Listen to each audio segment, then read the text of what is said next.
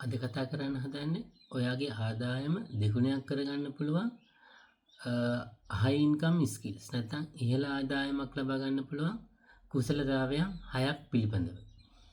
පළවෙනි එක තමයි artificial intelligence නැත්නම් කෘත්‍රිම බුද්ධිය. ඇත්තම කෘත්‍රිම බුද්ධිය කියන්නේ ගොඩක් අය හිතන් ඉන්නවා මේක මිනිසුන්ගේ රැකියාව නැති වෙන්න හදපු එකක් කියලා. ඇත්තටම මේක රැකියාව නැති වෙන්නේ නෙවෙයි. මිනිසුන්ගේ හැකියාවන් වර්ධනය කිරීමට මේ artificial intelligence කියන එක යොදා ගන්න පුළුවන්. මේ artificial intelligence කියන එක අපිට use කරන්න පුළුවන් අපේ විවිධ day to day life එකකටත් අපිට use කරන්න පුළුවන්. උදාහරණයක් විදිහට ඔයාලට මොකක් හරි ප්‍රශ්නයක් තියෙනවා ස්පෙસિෆික් කාරණයක් ඒක අපිට මේ chat GPT හරහා අපිට පුළුවන් ඔයාගේ මේ ප්‍රශ්නය ටයිප් කරලා රෙස්පොන්ස් එක බලාපොරොත්තු වෙන්න. එතකොට මේ රෙස්පොන්ස් එකේ අපි සමහරට හිතපු නැති පැතිවලිනුත් මේ chat GPT එකෙන් අපිට මේ රෙස්පොන්ස් එකේ තියෙනවා ඒක එක පැතිවලින් හිතලා එයා මේ ඒකට අදාළ තීරණය ලබා දෙන්න පුළුවන්. එතකොට ඒ වගේ අපි හිතුවොත් එක සමහරට එක පැත්තකින් දෙකකින් හිතනවා. හැබැයි මෙයා ඊට වඩා විවිධ පැතිවලින් හිතලා අපිට මේකට උත්තරයක් දෙන්න පුළුවන්. එතකොට අපිට හැම පැත්තම සලකලා අපිට හොඳම පිළිතුරක් අපේ තීරණ වලට ලබා ගන්න පුළුවන් මේක යූස් කරලා. අනිත් එක තමයි හිතන්න ඔයාගේ එක වෘත්තීන් වල ඉන්න පුළුවන්. ඒ ඕන වෘත්තියක ඔයාට පුළුවන් එක ස්පෙસિෆික් දෙයකට මේ AI කියන එක යූස් කරන්න. උදාහරණයකට මේ chat GPT ම ගත්තොත් ඒ chat GPT වල ඔයාට පුළුවන් ඔයාගේ හිතන්න ඔයා ඊමේල් එකක් ටයිප් කරන්න තියෙනවා. හිතන්න ඔයාගේ මැනේජර්ට නැත්නම් ක්ලයන්ට් ඊමේල් එකක් ක්‍රියේට් කරන්න තියෙනවා. ඔයාට පුළුවන් මේ ස්පෙસિෆික් කාරණේම කියලා මේ chat GPT එකෙන් ටයිප් කරාම මේකට මොකක්ද ඕන ඊමේල් එක කන්ටෙන්ට් එකක් ක්‍රියේට් කරලා දෙන්න කිව්වම එයා ලස්සනට ඒක ක්‍රියේට් කරලා දෙනවා ඕගනයිස් කරලා හොඳටම. එතකොට ඔයාට පුළුවන් ඒක යූස් කරලා ඔයා හිතපු ඔයා තනියෙන් කරනවා නම් කරන්න හදපු දෙයට වඩා සමහරට වැඩි ක්වොලිටි එකකින් එයා හොඳ ඕගනයිස් කරපු රෙස්පොන්ස් එකක් ඔයාට ක්‍රියේට් කරලා දෙන්න පුළුවන්. ඔයාට එතකොට ඒක යූස් කරන්න පුළුවන් ඔයාගේ ඊමේල් එකට. එතකොට ඔයාගේ වැඩවල ස්ටෑන්ඩඩ් එක එතනින් වැඩි වෙනවා. එතකොට ඔයාගේ සුපර්වයිසර් නැත්නම් මැනේජර් නැත්නම් ක්ලයන්ට් එකකින් ගොඩක් සැටිස්ෆයි වෙන්න පුළුවන් ඔයාගේ වැඩවලට ක්වොලිටි එකත් එක්ක. එතකොට ඒක යූස් වෙනවා ඔයාලට හෙල්ප්ෆුල් වෙනවා. ඔයාගේ ඉදිරි පර්ෆෝමන්ස් වල ඉවැලුවේෂන් වලදී ඔයා ප්‍රොමෝෂන් වලට සෑහෙන එක බලපානවා.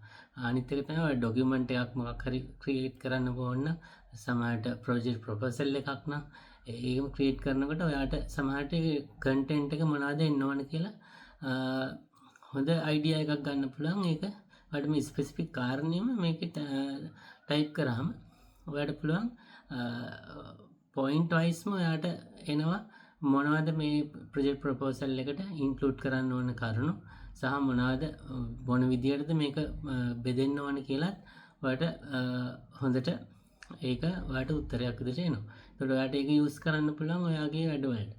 ඒ වගේ ඔයාට පුළුවන් ඔයාගේ මේ එක උදාහරණයක් විතරයි කිව්වේ නැත්නම් සමහරට වීඩියෝ එඩිටින් වලට තව මොකක් හරි ඒ වගේ ඔයාගේ රැකියාවේ ඉස්සෙල්ලා එක කොටසකට ඒක යොදලා බලන්න. එතකොට ඔයාට එකකින් ප්‍රොමෝට් ඔයාට එතකොට එකකින් පුළුවන් හොඳ ස්ටෑන්ඩඩ් එකකට ඔයාගේ වැඩ ටික කරගන්න.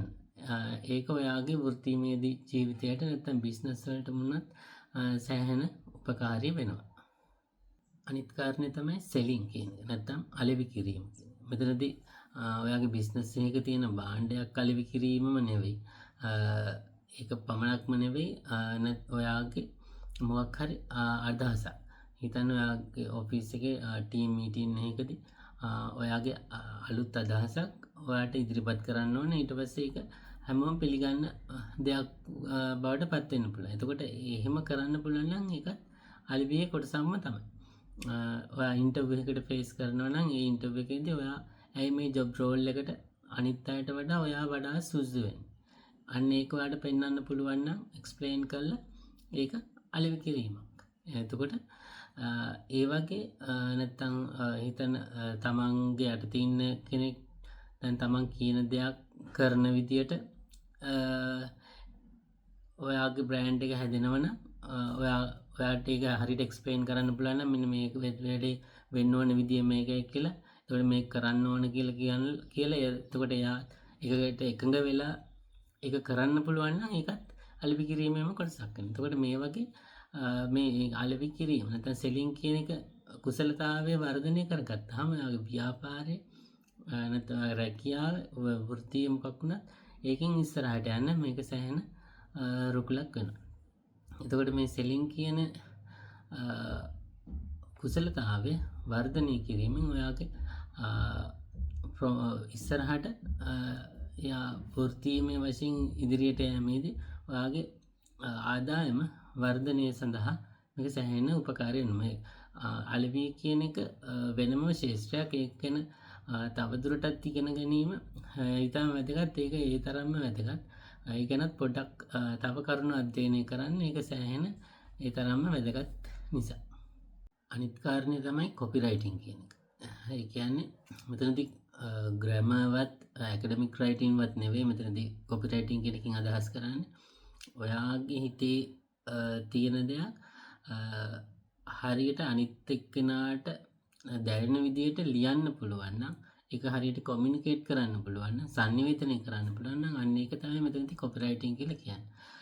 ඔයාගේ හිතේ තියෙන දේ හරියටම අනිත් එක්කෙනාට බලපෑමක් ඇති කරන්න පුළුවන් ආකාරයට ලියන්න පුළුවන්. ඒක ක්‍රියේටිව් විදියට ප්‍රසන්ට් කරන්න පුළුවන් නම් එක්ක සමහරට ඩොකියුමන්ට් එකකින් ආටිකල් එකකින් ලියලා නැත්නම් වීඩියෝ එකක් විදියට හදලා ඒක ප්‍රසන්ට් කරලා PowerPoint ප්‍රසන්ටේෂන් එකකින් හරි නැත්නම් වෙනත් විදියකට හරි ඔයාලට පුළුවන් නම් ඒක අනිත් අයට ප්‍රසන්ට් කරන්න, එයාට කොමියුනිකේට් කරන්න. ඒක එතනදී පුළුවන් ඔයාලට එකෙන් ලොකු බලපෑමක් කරන්න පුළුවන් නම් ඒක ඔයාගේ සෑහෙන දක්ෂතාවයක් වෙනවා. ඒක තමයි මෙතනදී කොපිරයිටින් ස්කිල් එක කියලා කියන්නේ.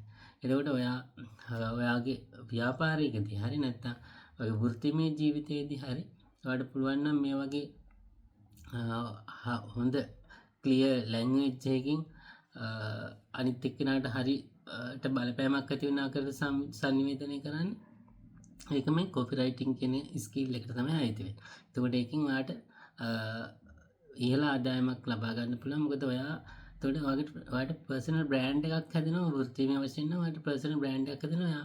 මෙයා කියන දේ සෑහෙන අයට හොඳ බලපෑමක් ඇති වෙන ආකාරයේ සංනිවේදනය කරන කෙනෙක්. එතකොට සෑහෙන ඒකේ ඩිමාන්ඩ් එකක් තියෙනවා මාකට් එකේ. එතකොට ඔයාට සෑහෙන එකකින් ආදායමක් ලබා ගන්න පුළුවන්. එක මාර්ග විවෘත වෙනවා ඔයාගේ මේ හැකියාවත් එක්ක. ඊළඟ කාරණේ තමයි ලීඩින් කියන එක. නැත්නම් නායකත්වය කියන එක. නායකත්වය කියන එක අත්‍තරම ක්‍රියාවෙන් පේන්න තියෙන දෙයක්. ලීඩින් බයි එක්සැම්පල් කියන්නේ ඒක ඔයා කරන දෙයින් තමයි පේන්නේ මේක නායකත්ව ලක්ෂණයක් මෙතන තියෙනවද නැද්ද කියලා. ප්‍රධාන වශයෙන් ලීඩින් කියන එකේ ප්‍රධාන කොටස් දෙකක් තියෙනවා. ට්‍රාන්සැක්ෂනල් ලීඩර් අනිත් එක ට්‍රාන්ස්ෆෝමේෂනල් ලීඩර්. ට්‍රාන්සැක්ෂනල් ලීඩර් කියන්නේ ගොඩක් වෙලාවට ඔෆිස් වල සුපර්වයිසර්ස්ලා ප්ලේ කරන්නේ ඒ ට්‍රාන්සැක්ෂනල් ලීඩින් රෝල් එක. ඒකෙදි වෙන්නේ ට්‍රාන්සැක්ෂන් එකක්. ඒ කියන්නේ ඔයා එම්ප්ලොයි කෙනෙක් වැඩ කරාම එයාගේ පර්ෆෝමන්ස් එකට තමයි රිවර්ඩ් එක හම්බෙන්නේ. නැත්නම් බෝනස් එක හම්බෙන්නේ. එයාව ඉවලුවේට් කරනවා එයාගේ පර්ෆෝමන්ස් එක නැත්නම් කාර්ය සාධන ඇගීමක් කරලා තමයි එයාට ඊළඟට පඩි වැඩිවීමක් හරි බෝනස් එකක් හරි ලැබෙන්නේ.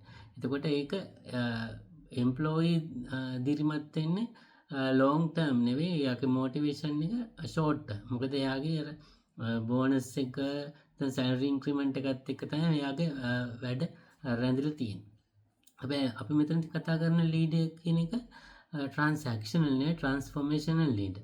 ඒ කියන්නේ මෙතනදී එයාගේ ඒ ලීඩර්ගේ තියෙන කැරිස්ම එක නැත්නම් එයාගේ තියෙන පර්සනැලිටි එකට එයාගේ විෂන් එකට අදාළව එයා කොහොමද ඇක්ටිව්ලි එයාගේ වැඩ ටික කරන්නේ ඒ විෂන් එක ඇචීව් කරගන්න කොහොමද කරන්නේ මොන වගේ දේවල්ද කරන්නේ කොහොමද අනිත් අයට පේන්න උදාහරණයක් විදියට එයාගේ විෂන් එක තියෙන්නේ සෑහෙන අනිත් අයත් එක්ක සහයෝගයෙන් වැඩ කරන්න එතකොට එයාගේ නෝමල් බිහැවියර් එකෙම පෙන්වන්න ඕන එයා අනිත් අයත් එක්ක සුවදව වැඩ කරනවා අනිත් අයත් එක්ක එකට වැඩ කරනවා ඒ වගේ පෙන්නුවාම එතකොට අර එයාගේ යටතේ ඉන්න ෆලෝවර්ස්ලා එයාට ඇට්‍රැක්ට් වෙනවා නිකම්. එතකොට ඒගොල්ලෝ එයාගේ ෆලෝවර්ස්ලා එතකොට මේ අර කෙටි කාලයකට නෙවෙයි ෂෝට් ටර්ම් එකට නෙවෙයි ලොන්ග් ටර්ම් මොටිවේෂන් එකක් තමයි අර ලීඩර් එකෙන් ලැබෙන්නේ.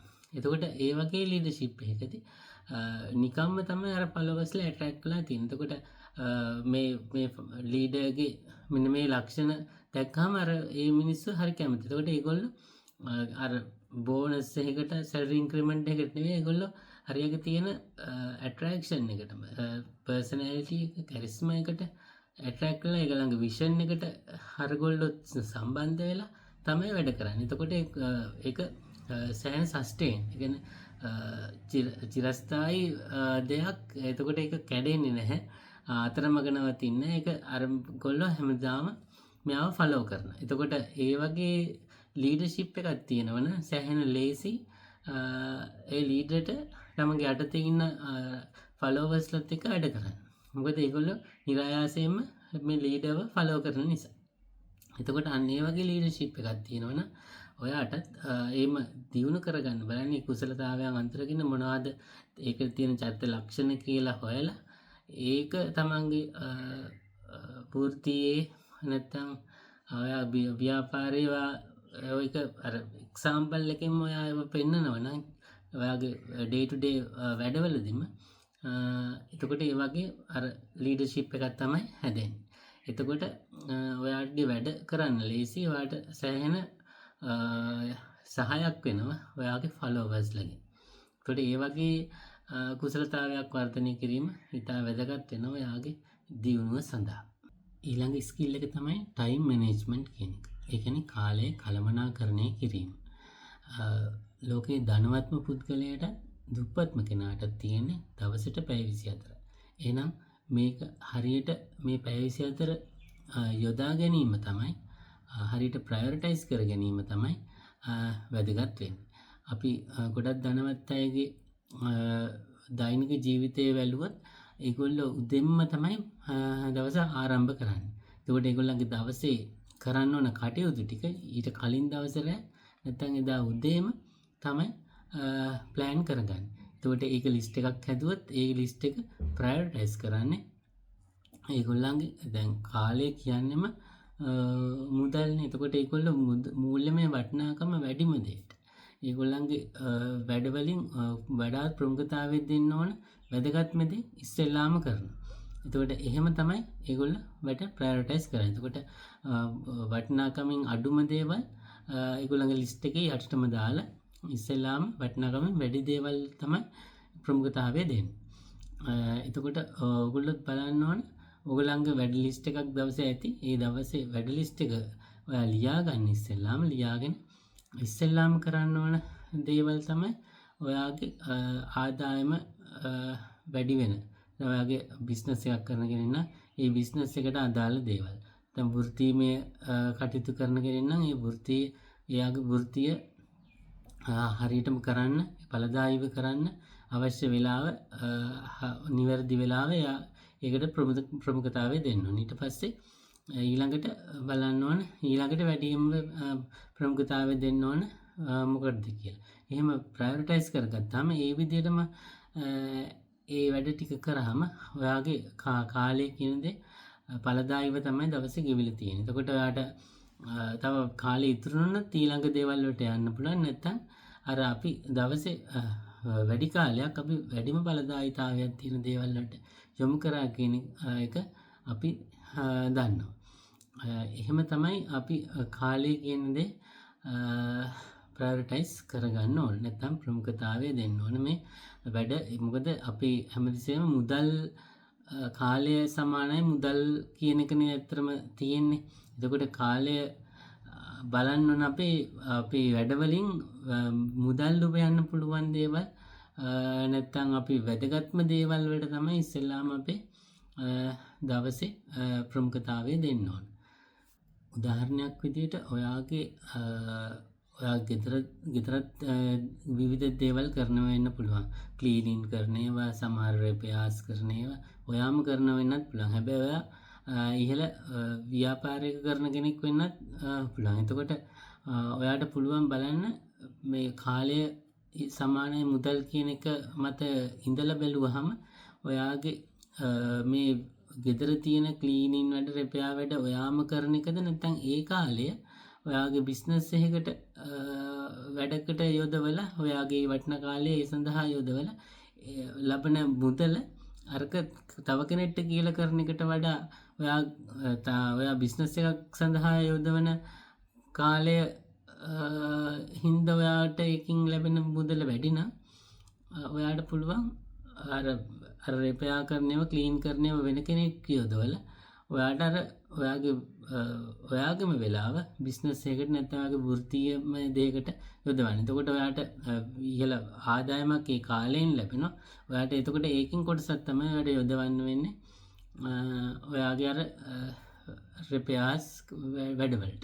එතකොට අන්න ඒ වගේ හිතන්න ඕන ඔයා හැමදේම ඔයාම කරන්න යන්නේ නැතුව ඔයාට පුළුවන් ඒක තව කෙනෙක්ට ඒක යොදවල ඒ කාලය ඒකට යොදවන්න කියලා ඔයාට පුළුවන් ඔයාගේ සම්පූර්ණ කාලය අර වටින දෙයකට යොදවන්න. ඒ වගේ වැඩ කියනව බලන්න ඕන හැමදාම ඔයාම කරන්නම ඕන වැඩද නැත්නම් ඒක වෙන කෙනෙක්ට කියලා කරන්න පුළුවන් වැඩද කියලා එහෙමත් දවසේ වැඩ ගැන ඔයා විමර්ශනය කරලා බලන්න ඕනේ මේ වැඩ මම කරන්න ඕනද නැත්නම් වෙන කෙනෙක් යොදවනවද මේකේ වටිනාකමක් තියෙනවද මම කරන එක නැත්නම් දිගටම ඒක දැන් උයන එක නම් දැන් ගෘහණියක් නම් කමන්නේ උනට ඔයාට පුළුවන් නම් වෙනස්වයන් රැකියාවක් කරන්න ඊට වඩා වැඩි මුදලක් මාසෙට හම්බෙන්නේ. එතකොට ඔයාට පුළුවන් උයන එක වෙන කෙනෙක්ට පවර්ලා නැත්නම් උයන්න වෙනම කෙනෙක් අරගෙන ඔයාට පුළුවන් ඔයාගේ සම්පූර්ණ වෙලාව ඒ උයන්න යන කාලය ඔයාට පුළුවන් ව්‍යාපාරයකට නැත්නම් මුදල් උපයන වෙනත් ක්‍රමයක් සඳහා යොදවන්න. එතකොට සම්ප්‍රයුක්තය ගත්තොත් එතන වැඩි ආදායමක් ලැබෙනවා අර කාලය නිසි පරිදි යෙදෙව්වහම.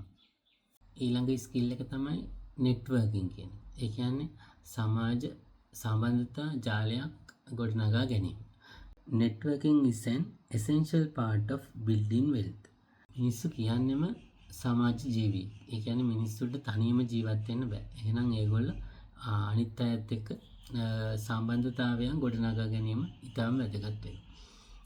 අපි වෘත්තීමය ජීවිතය ගත්තොත් නැත්නම් ව්‍යාපාර ජීවිතයක් ගත්තත් විවිධ වෘත්තීම් වල යෙදෙන පුද්ගලයන් සමග සම්බන්ධතා ගොඩනගා ගැනීම ඉතා වැදගත් වෙනවා. හිතන්න බිස්නස්මන් කෙනෙක් නම් එයාට ටැක්ස් ඇඩ්වයිසර් කෙනෙක්, ඊට පස්සේ බැංකර් කෙනෙක්, ඊට පස්සේ ලෝයර් කෙනෙක් වගේ එක එක ක්ෂේත්‍රවල ඉන්න පුද්ගලයන් එයාට විවිධ සම්බන්ධතා තියෙනවා නම් ඒ පුද්ගලයන් සමග එයාට සෑහෙන එයාගේ බිස්නස් කරගැනීම සඳහා ව්‍යාපාර කරගැනීම සඳහා ඉතාම පහසු වෙනවා. මොකද එයාට ටක් ගාලා ඕන වෙලාවක එයාට කතා කරලා උපදෙසක් ගන්න පුළුවන්.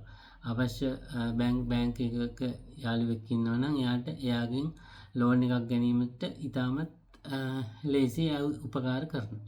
ඒ වගේ විවිධ ක්ෂේත්‍රවල පුද්ගලයන් සමග සම්බන්ධතා පැවැත්වීමෙන් ඉතාම ඒගොල්ලන්ගේ වෘත්තීමය වශයෙන් හෝ ව්‍යාපාර වශයෙන් ඒගොල්ලන්ට දියුණු කරා යාමට හැකියාවක් තියෙනවා.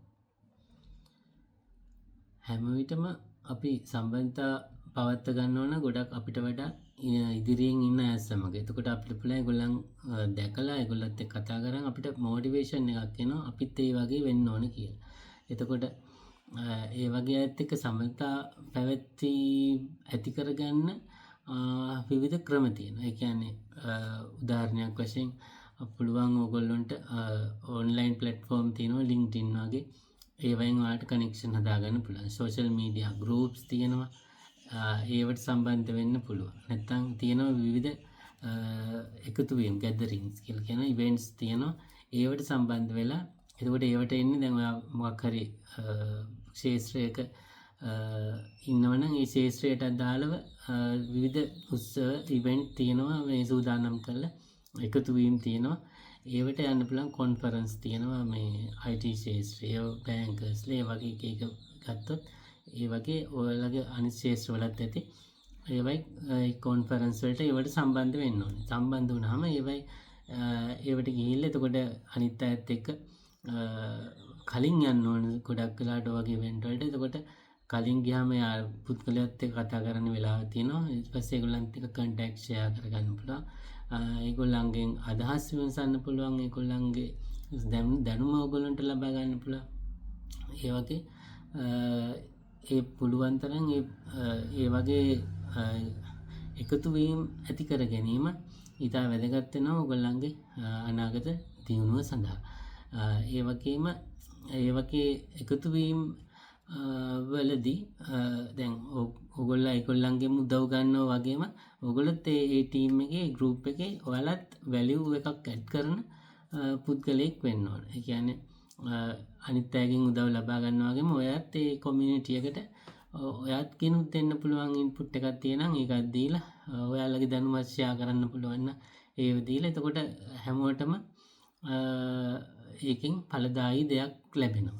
එතකොට ඒ වගේ ඔයාලට පුළුවන් මේ කමියුනිටිස් මේ ගෲප්ස් ඩෙවලොප් කරගෙන වගේ නෙට්වර්ක් එක ඔයාලගේ ඒ සම්බන්ධතා ජාලය පුළුල් කරගන්න. එතකොට ඒ වගේ මේ වගේ ස්කිල්ස් තියෙන නිසා ඕන කෙනෙක්ට පුළුවන් මේ ස්කිල් 6ම ගත්තත් මේ ස්කිල් 6ම දිනු කිරීමෙන් ඔයගොල්ලන්ගේ ආදායම් තත්ත්වය වර්ධනය කර ගැනීමට අවසානයේදී හැකියාව තියෙනවා. එහෙනම් අද මේ වීඩියෝ එක නරඹපු ඔබ සියලු දෙනාටම බොහොම ස්තුතියි.